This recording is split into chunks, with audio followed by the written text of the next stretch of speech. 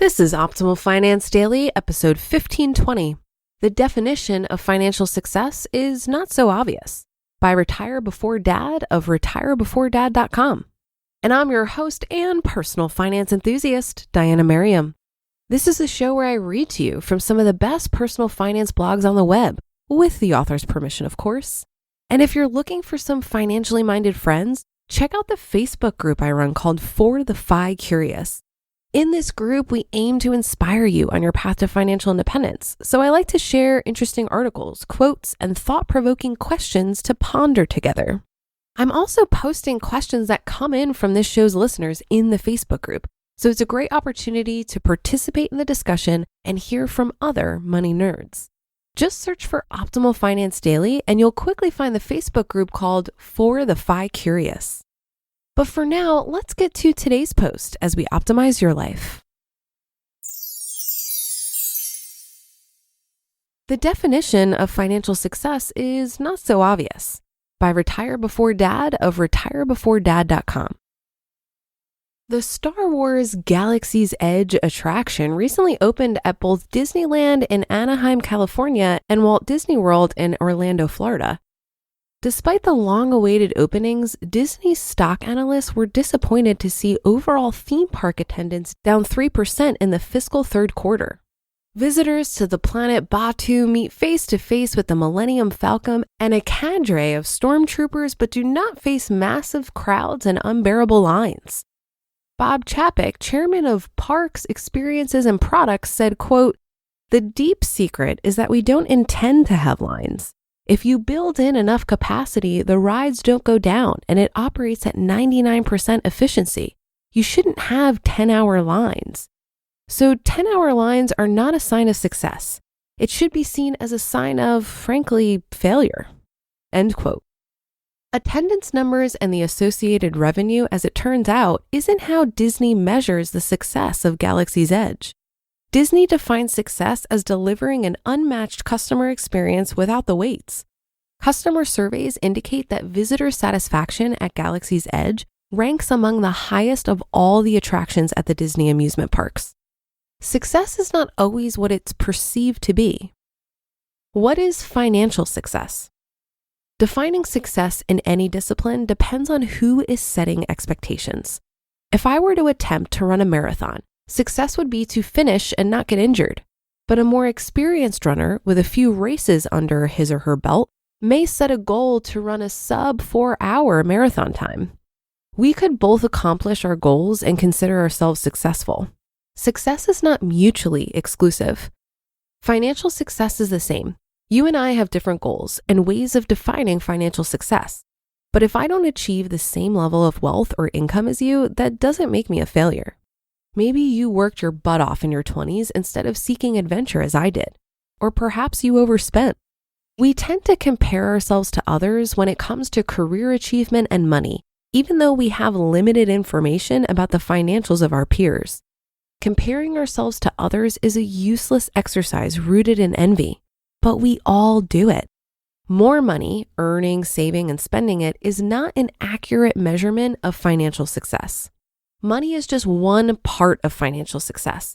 The more critical aspect of financial success is how we utilize, conserve, and compound the money we earn.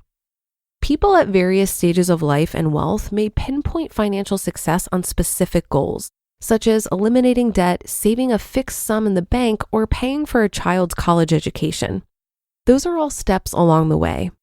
Real financial success is attained when the accumulation of wealth or achieved level of income is enough money to support your ideal life, hopefully for the rest of your life. Some might define it simply as financial independence. Financial success is a combination of wealth and wisdom. Someone earning $1 million per year is not financially successful if the earnings are matched with $1 million in annual spending. How the $1 million is utilized once attained is what determines financial success. Is it spent blindly or cherished and stashed away to solidify financial security? Does the income enable an ideal life? Financial success cannot be determined by visible wealth, such as a big house or a fancy sports car, nor can it be defined by arbitrary numbers or percentages. It's not about one-upping your neighbor or business rival or earning an above-average salary for your zip code. It's about optimizing your finances in alignment with your values and what makes you the happiest. Define ideal life.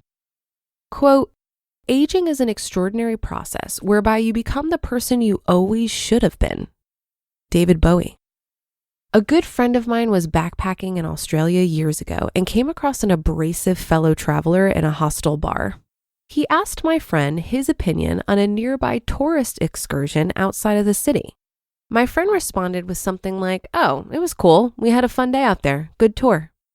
The arrogant vagabond leaned back in his chair, crossed his arms, and responded, "Define cool."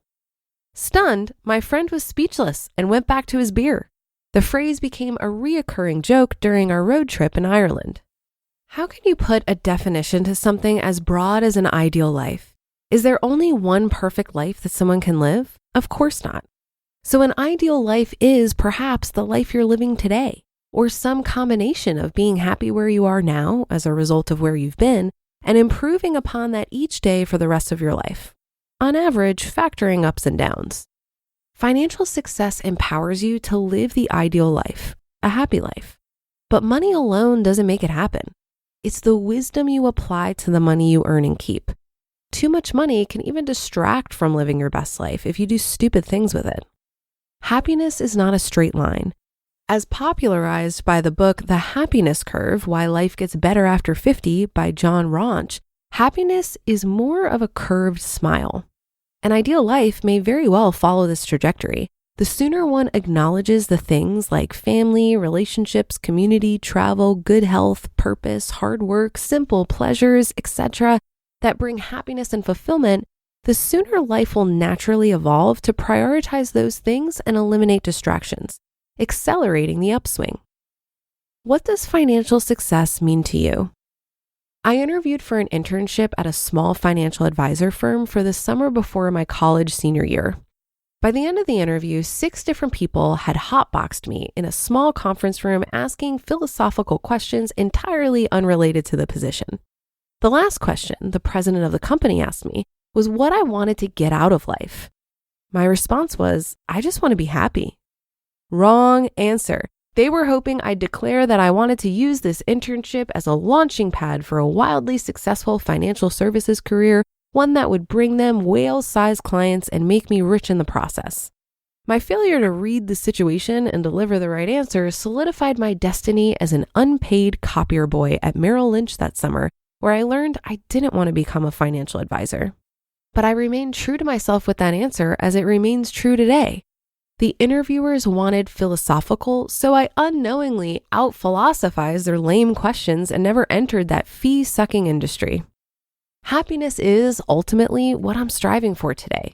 But I admit, some days I feel the pull of the happiness curve, down from the peaks of childhood dreams and the independence of enduring travel to being broke and unemployed, to an unsatisfying job, to the weight of responsibility that comes with the unequal joys of marriage and parenthood. To now, career satisfaction and attainable retirement achievement in my sights.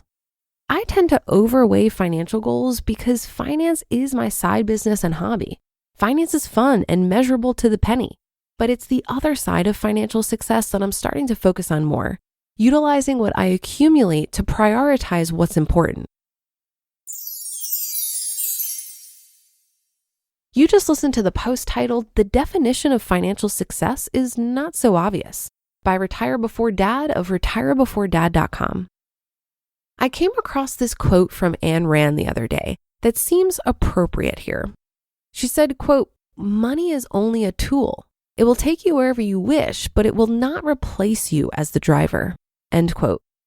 Many of us feel that more money would lead us to feel happier and successful, but that isn't necessarily the case.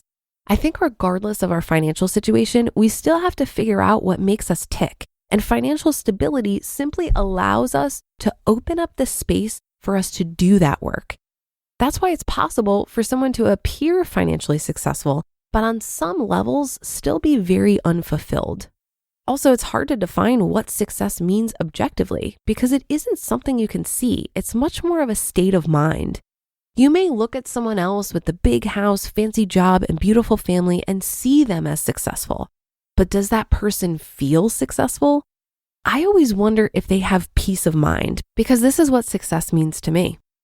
I liked the sentiment in this article that financial success is about optimizing your finances in alignment with your values and what makes you the happiest. It demonstrates how personal finance actually is, because you are really the only person who can make a determination on your values and what makes you happy. And that's something that is constantly evolving over the course of your life. And that will do it for today. Have a great day and weekend. Thank you for listening, and I'll be back here tomorrow where your optimal life awaits.